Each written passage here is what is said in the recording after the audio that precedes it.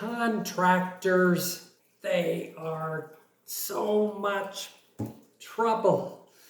The aggravation, the delays, the not doing what they say. They say they understand and then they don't understand. Clearly they didn't understand. Surely they wouldn't do what they did. Oh, what are we to do? So welcome to Retirees Abroad. And today I'm going to talk about contractors and our experiences here in Mexico. Unfortunately, it's not really a whole lot different than in the USA. I never had, very seldom do I have a wonderful 10 out of 10 experience with contractors. But I do have to say, there is one. They're the electricians that are locally here. They're working for the builder. And after hours and weekends, all I do is text one of the guys. They usually respond quickly. They show up when they say they're going to show up. And I say, I need this light installed, or I need this item hanged for me. They do all kinds of odd jobs for me. They'll quote me the price right up front. We do it. I pay them in pesos. And I have been happy with everything they have done. They have always done exactly what they said and what we agreed upon, and it's been a wonderful experience. So they have been a blessing with everything I've needed here to finish the home here. We still have more work to do, but not too much. We're finally getting near the end. I'm gonna have a whole video on titling and getting deeds. And the exciting part is once we finally get that done and the builder is finally done with the warranty work, so I've got warranty work and loads with them, more to talk about that. And then we're gonna be able to take our next journey, decide where we're gonna go next, what's happening next with Retirees Abroad. We are gonna have more fun. We're gonna show you more locations in the world. I'm gonna go visit my brother in Thailand. I have not seen him since the pandemic. I think it's been 3 years maybe since I've seen him. So we are looking forward to that trip. That's coming up in another month and a half, 2 months. And like I said, just sharing these experiences with you. I just absolutely love doing YouTube. I just love our listeners, our followers, and just hoping I'm able to encourage others to get out there, try new things, do new things, new experiences. And, you know, I'm making a lot of changes in our life. Joanne and I have been discussing sometimes kind of heated. That's the most we've gotten where we've really gone back and forth. She's absolutely loving. She's amazing. I absolutely love that woman. She's the greatest thing that has ever happened in my life outside of having my wonderful children. But the experiences we're sharing and she's opening up to go with me and do with us and share together has been absolutely amazing. And our next journey looks like it's going to be just as fruitful, just as fun and amazing. And like I said, we've been discussing and going back and forth. She would like to stay, maybe not, maybe so. We've just been going back and forth, but I think we finally agreed together. We did that wonderful checklist. You make a T line up and down and stay or go, travel or stay. What was our original goals before COVID? I mean, COVID hit, so that knocked a lot of things out of the game plan. Now everything is opened up. We would have taken off earlier, but we had got this home we purchased and we were fixing it up, and the builder just keeps delaying and delaying and delaying. We could have had our title done had we already known what the process was. Everyone dropped the ball. That has been an absolute frustrating time.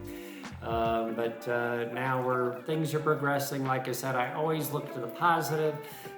We always enjoy life to the fullest, and we just go for it. You just gotta do it. And you gotta deal with the consequences and look to the positive. And that's what we do. And Joanne and I are definitely gonna be traveling more of the world, and you know, this YouTube thingy has just turned out fantastic. I just love doing this. So, you know, I haven't done, I've got so many of them in the backlog here because I just can't keep up. I'm doing more than I can keep up with. And I got a wonderful editor that's working on it, but he can only do so much. And I just absolutely love him. He is fantastic. And I just love working with him. And he's just a great guy. So without further ado, what's going on with the contractors? Let's give some updates. The builder, they constantly redo everything. There's been gas leaks. They've had to tear out the concrete floors and redo them, and thankfully they've been outside in the utility area. They weren't inside the home.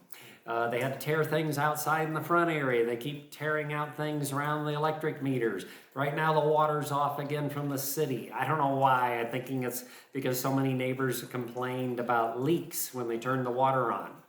And the builder's now dealing with the leak issues. They're saying they're not going to pay the water that was leaked underground. But I think they should. I mean, come on. It's from their plumbing issues is why they got the leaks. It's not from inside the home with the homeowner. So, that's going on. And inside, like I said, I mentioned in another video, they finally finished the paving of the road in the last section of the development. And they had to come in with massive, vibrating, heavy-duty Caterpillar equipment and just pound down that surface. And in doing so, I mean, we went through like 3 days where you felt like your teeth were shattering, just feeling the vibration. You could just feel everything in the whole house. We had to leave. But when we came back, we found lots of cute little cracks everywhere, vertical, horizontal, and they're not architectural or structural. That's what I'm trying to say. They're not structural issues. They are cosmetic. It's just annoying as heck. Now we've got it's all under warranty. They tell, no worries, no, don't worry. It's all warranty. Okay, yeah, it's great. How are they gonna fix it? They're taking a chisel and a hammer, pounding out the crack, and then they're filling it back in with concrete. The mess and the noise and the nightmare that would make inside the home would be unbelievable. So I searched YouTube, showed them the easy way, and I've done it on a few of the cracks in the home myself. You just put in a super high quality acrylic silicone caulk that you can paint and be done with it. And it's super easy, makes no mess at all, and it solves the problem. So I've filled in some cracks. We're waiting about a month or two. If they still hold, because it's flexible, it's not going anywhere.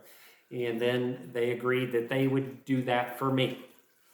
Everyone else, they're going to chisel out the holes and make it a nightmare.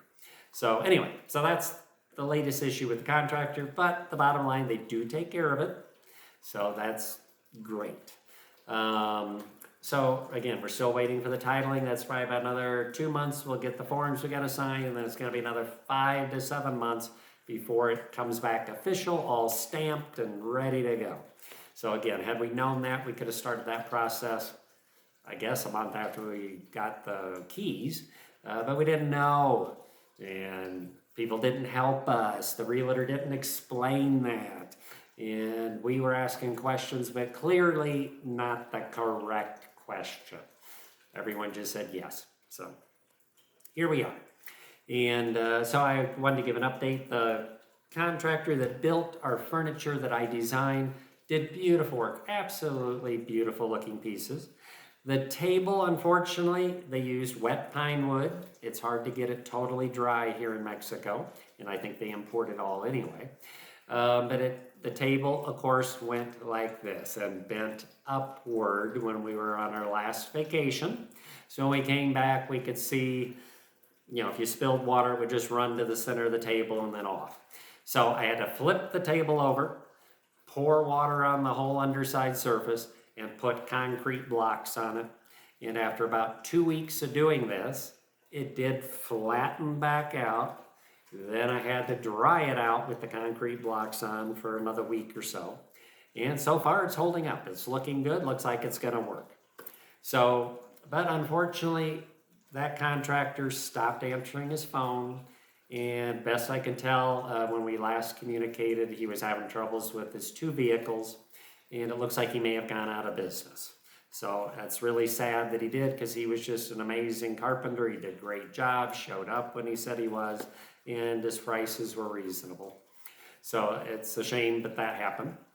I worked with other realtors that just didn't work out. That's why I have a couple of them on there that you can see some of my other videos. But I'm not really doing much with that because I just don't want to get involved with that. I'm not a realtor. I'm just a plain gringo traveling the world and just offering experiences that I have. And I'm not someone that, is a contractor. I'm not licensed in anything, nothing at all. So just sharing my experiences.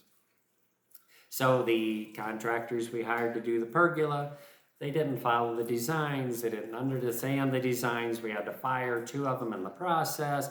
Just on and on and on. But it finally got done. So just thankfully that's done. We can enjoy being outside with no mosquitoes, bugs, and should be relatively easy to repair and fix things as time goes on. And hopefully the renters that come in here will enjoy it, and it'll be a wonderful place for whoever comes here. So probably in about 2 more months or so, it'll be listed and it'll be rented out. And we're doing long term. It seemed like in this area, Querétaro, it's probably better to work with executives that are coming in here to work. So we'll do that. The railing that we hired, again, it was referred by somebody. He never did the finishing touches. And he just stopped answering his calls. So he's gone. Let's see, what other ones did we have? Like I said, everyone we've worked with, we've pretty much just had problems not showing up. We've had some landscapers who've been trying to get with. So far, no luck there. So that's an update anyway. So things are still progressing, doing well. And like I said, we're just looking at life differently, seeing what's out there and what we're going to do next.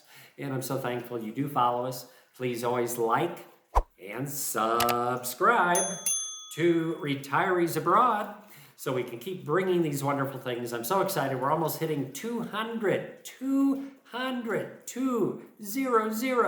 subscribers, probably at the end of this week. So I'm so excited, and I just can't wait till we get up to that 1,000 number.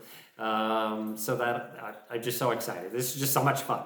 So thank you for following us and subscribing, and keep asking those questions. I'll help you out any way I can. Again, I'm just somebody doing this. I don't have the answers. I may not be right. There's 100 other ways to do things, but I just enjoy doing this. So without further ado, enjoy your day. Adios, and keep tuning in to Retirees Abroad.